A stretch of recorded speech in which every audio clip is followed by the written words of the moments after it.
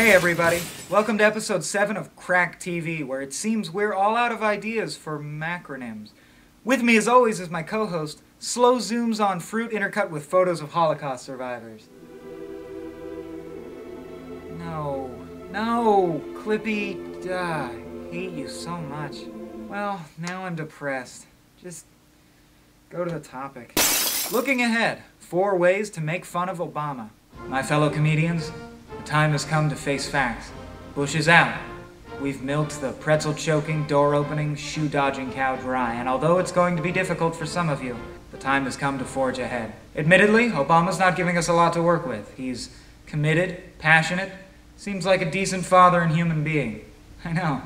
What an asshole, right? Obama ran one of the most tech-savvy campaigns in history. His online fundraising, YouTube addresses, and high score on Bejeweled all helped assure his victory. In other words, nerd! And where have I seen that outfit before? Oh, that's right. According to this article, Barack used to collect Conan the Barbarian comics, once flashed Leonard Nimoy the Live Long and Prosper sign, and even dropped geek refs like Jor-El and dilithium crystals at public venues. This is where I'd normally make a joke, but unfortunately I'm too cool to know what any of those things are, you fucking nerd. Sorry, Barry, but you know the Fonzie. Yeah, now that's cool. Okay guys, here's an easy one.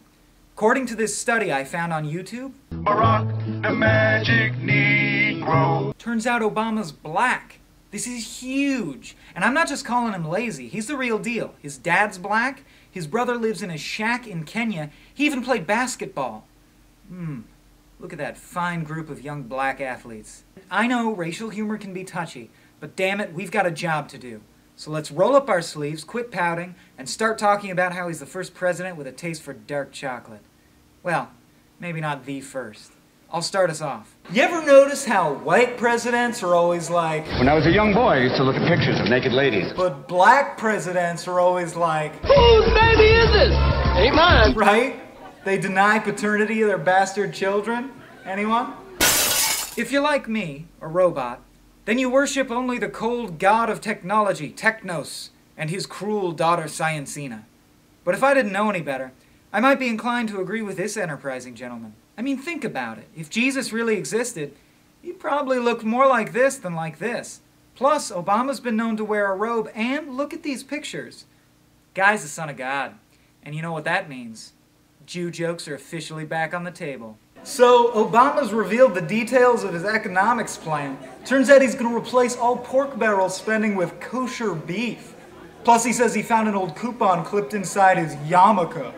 Although I hear Michelle's not too happy with him. Every time she thinks they're finished, there's a second coming. Plus, I hear he's expanding his cabinet to 12, and his plan for the next term is the apocalypse. The apocalypse. Has no one here read Revelation?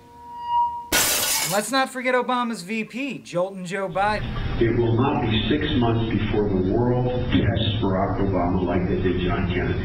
Okay, so I guess what he's saying is that either there will be an international crisis, an assassination attempt, or Obama will be secretly banging the day's hottest starlets. Watch, we're going to have an international crisis, a generated crisis. I don't know what the decision's going to be, but I promise you it will occur. You promise?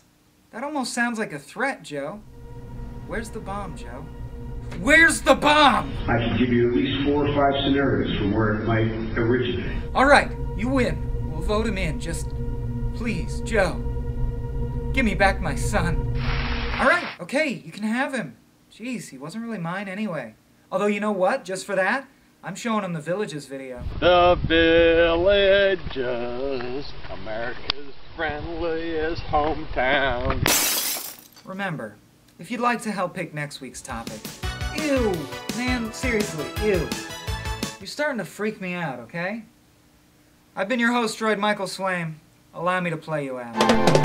The Villages, America's friendliest hometown. The Villages.